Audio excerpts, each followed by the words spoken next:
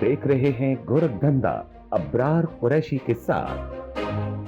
अस्सलाम वालेकुम, आप देख रहे हैं गोरखधंधा और आज के गोरखधंधा में मेरा साथ देंगे आज़ाद कश्मीर से तल्लुक़ रखने वाले हल्का 5 चढ़ोई से और दियार गैर में रहने वाले राजा शफीक अहमद पलालवी।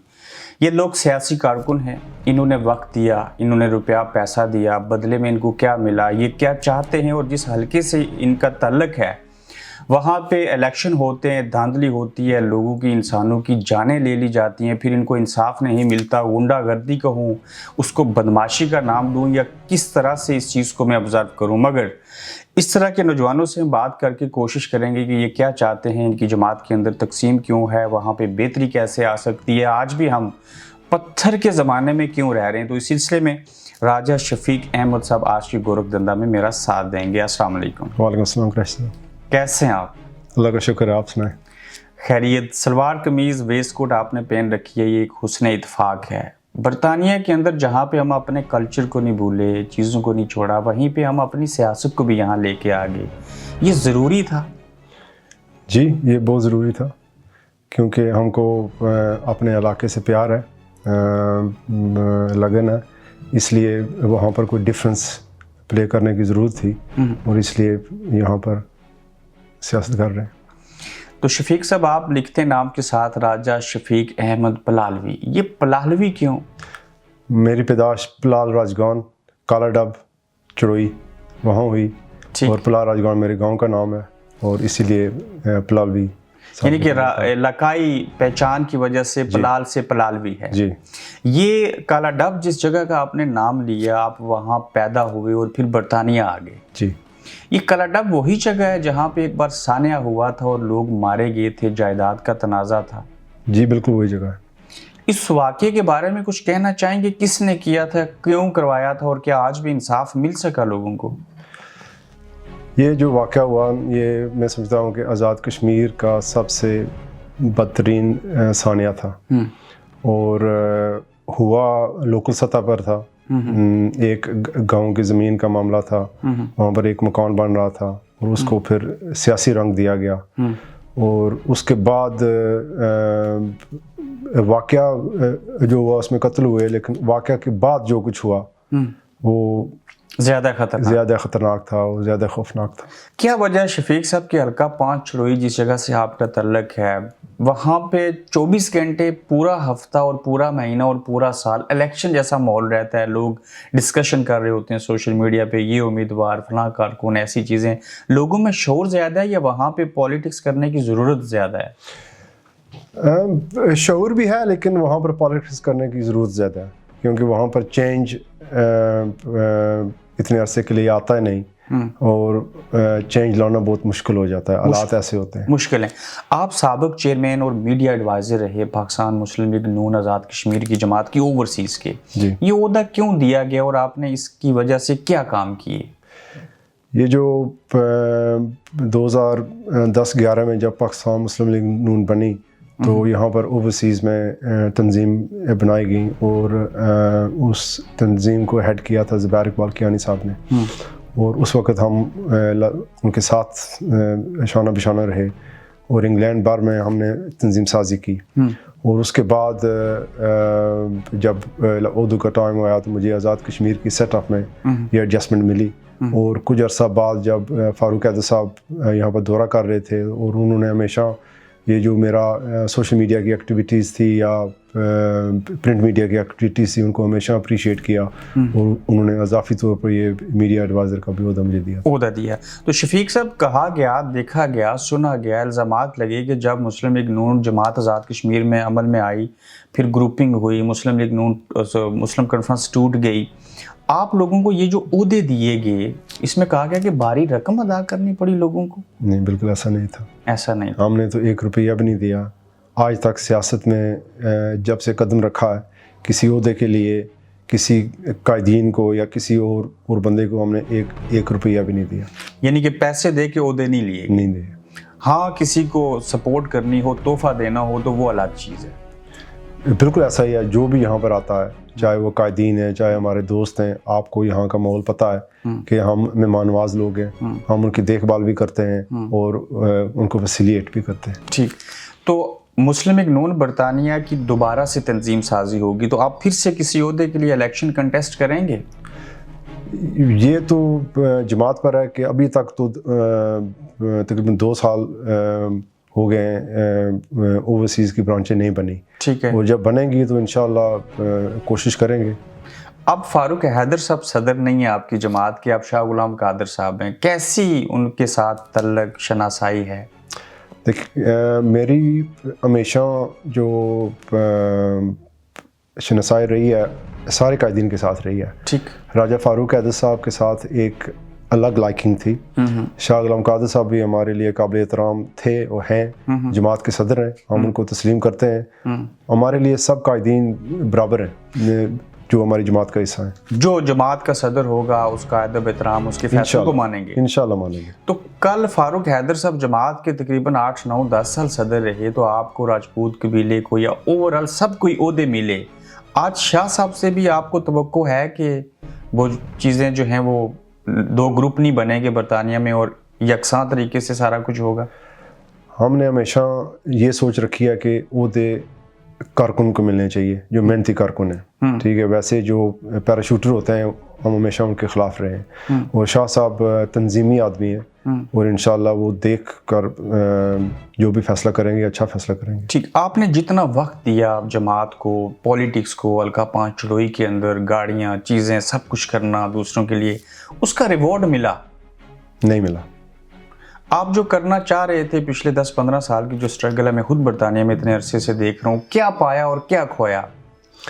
یہ آپ کا بہت اچھا سوال ہے. یہ میں نے خود بھی کئی بار اپنے آپ سے پوچھا کیا پایا اور کیا کھویا. کھویا بہت کچھ ہے اور پایا بہت کم ہے. اکثر ہم بیانات سنتے ہیں جو آپ کی طرف سے ہوتے ہیں کہ ایک راجہ شفیق احمد پلالوی جو ہیں یا فلاں آدمی جو ہے وہ الیکشن لڑے گا اور وہ امیدوار ہے، تو آپ جب ایسی خواہشیں کرتے ہیں تو وہ پوری کیوں نہیں ہوتی؟ میں نے تو سٹارٹنگ میں ہو سکتا ہے میری کوئی 1-2 سٹیٹمنٹس آئی ہوں، آپ کہہ سکتے ہیں 2011-2012 میں، لیکن اس کے بعد میں نے کبھی بھی ایسی کوئی سٹیٹمنٹ نہیں دی اور نہ میں نے اپنے آپ کو امیدوار ڈکلیئر کیا ہے اور نہ انشاءاللہ میں کروں گا. شفیق صاحب، حلقہ 5 چڑوئی سے تعلق ہے. آبادی اور رقبے کے اعتبار سے اور سیاست کرنے کے حوالے سے سب سے مشکل اور بڑا حلقہ ہے، یہ آپ مانتے ہیں نا؟ جی بالکل مانتا ہوں. اس حلقے کے اندر یہ بھی مانتے ہیں کہ وہاں پہ دہشت گردی ہے، غنڈہ گردی ہے اور وہاں پہ لوگوں کے مسائل جو ہیں اس کا انبار ہے؟ دہشت گردی اور غنڈہ گردی کچھ دور میں رہی ہے، لیکن وہ سیاست چینج ہو چکی ہے اور ابھی بھی کوئی آئسولیٹڈ انسیڈنٹ ہو جاتا ہے، لیکن وہ حساب نہیں ہے جو 90s میں تھا یا 2000 میں تھا. وہ کافی بہتری آئی ہے. بالکل آپ صحیح کہہ رہے ہیں. اور اس بہتری لانے میں کس کو کریڈٹ دیں گے؟ اس بہتری لانے میں کریڈٹ آپ یہ کہہ سکتے ہیں کہ یہ سوشل میڈیا، صحافی حضرات، کیونکہ ہر چھوٹا سا انسیڈنٹ ہائی لائٹ ہو جاتا ہے. وہ دور چلا گیا کہ آپ کہیں جائیں گے کلاشنکوف کلچر کے ساتھ، وہاں پر جا کر کچھ ایسا کریں گے جو کسی کو پتہ ہی نہیں چلے گا تو پکڑے جائیں گے. لیکن ایک آرمی کے اندر سے شخص ریٹائرڈ ہوا، میجر تھے، وہ آئے سیاست کی، الیکشن لڑے، جنگ لڑے، جیت گئے، پھر دنیا سے بھی چلے گئے، ان کو کریڈٹ دیں گے؟ بالکل دوں گا. He was one of the best and the best ever will be. ہماری مراد میجر ریٹائرڈ منصف داد خان مرحوم. بالکل.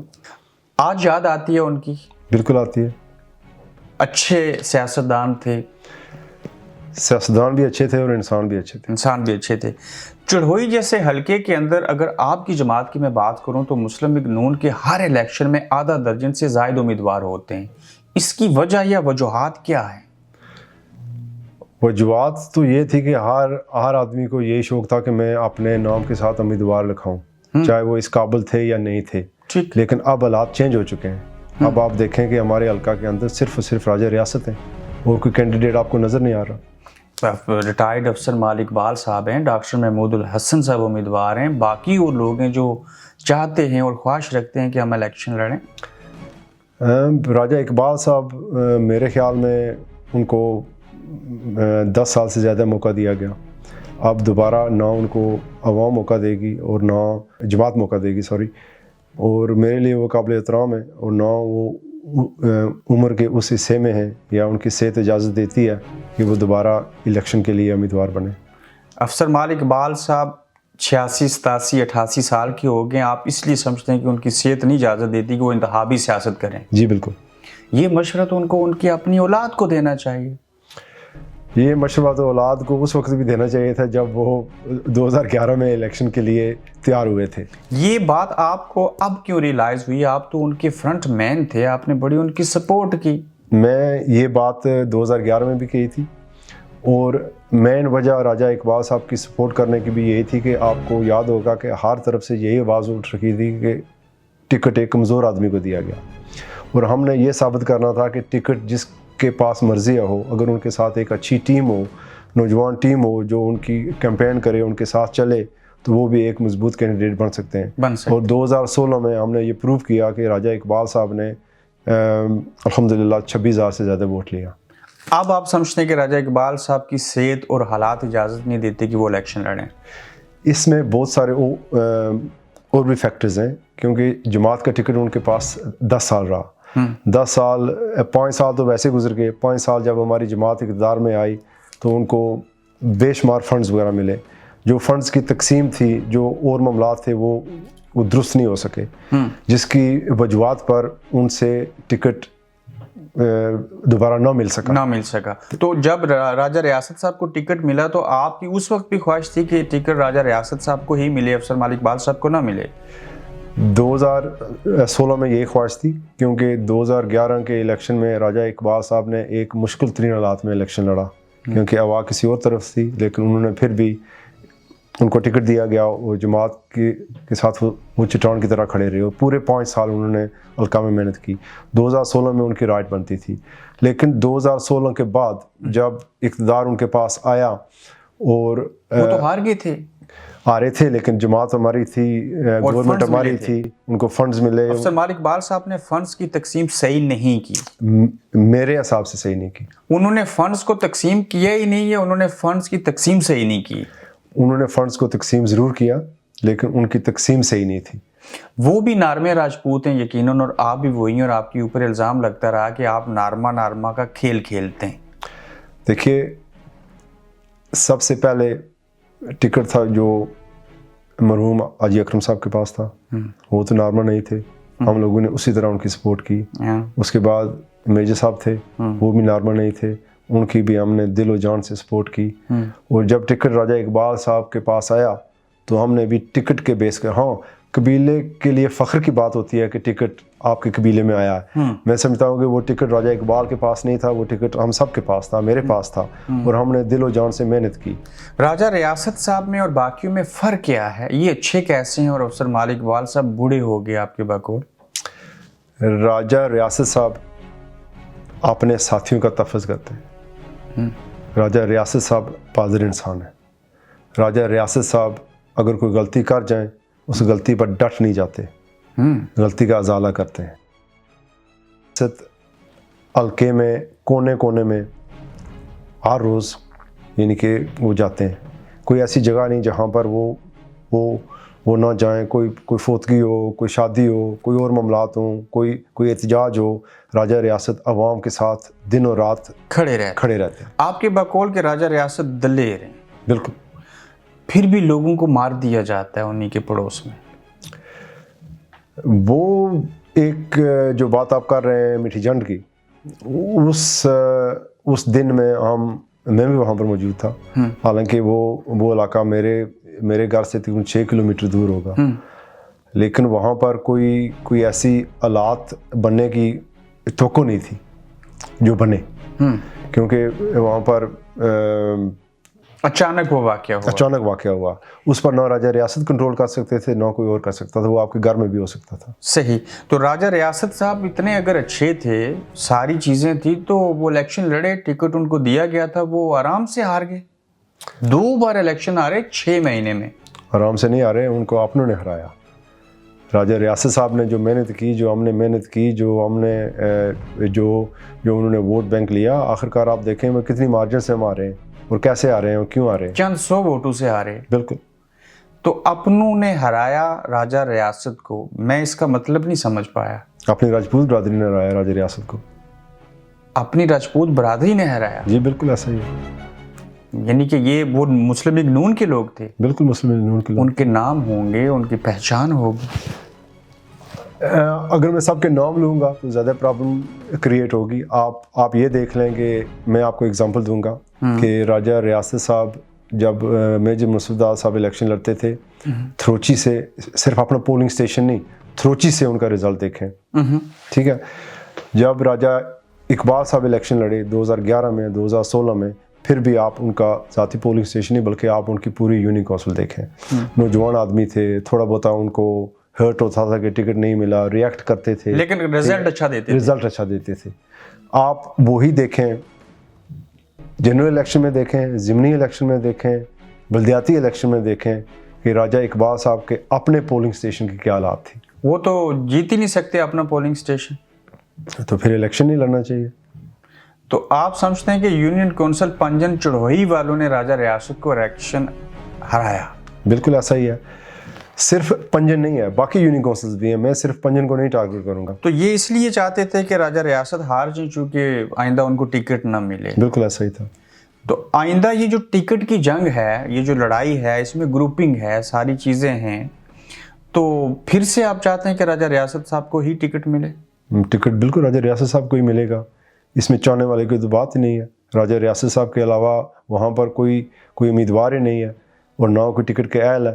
جس طریقے سے راجہ ریاست صاحب 2021 کے بعد حلقہ میں محنت کر رہے ہیں، جماعت کے اندر کوئی ایسی آواز نہیں اٹھ رہی کہ ٹکٹ کوئی چینج ہوگا یا کوئی ایسی بات ہوگی، تو ٹکٹ راجہ ریاست صاحب کا ہے. راجہ ریاست صاحب کو مسلم لیگ نون کا ٹکٹ ملے تو وہ جیت جائیں گے انشاءاللہ. ہم پوری کوشش کریں گے.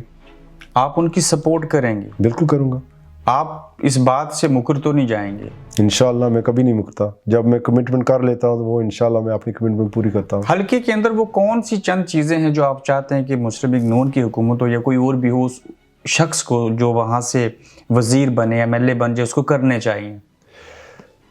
یہ تو ایک کوئی ایسی چیز نہیں جو وہاں پر آپ کو بہتر لگے. ہمارا حلقہ ایسا ہے نا، جو آپ روڈز دیکھیں، سکولنگ دیکھیں، ہاسپٹلز دیکھیں، باقی بجلی کے معاملات دیکھیں، جو کچھ بھی ہے وہ کچھ صحیح نہیں ہے.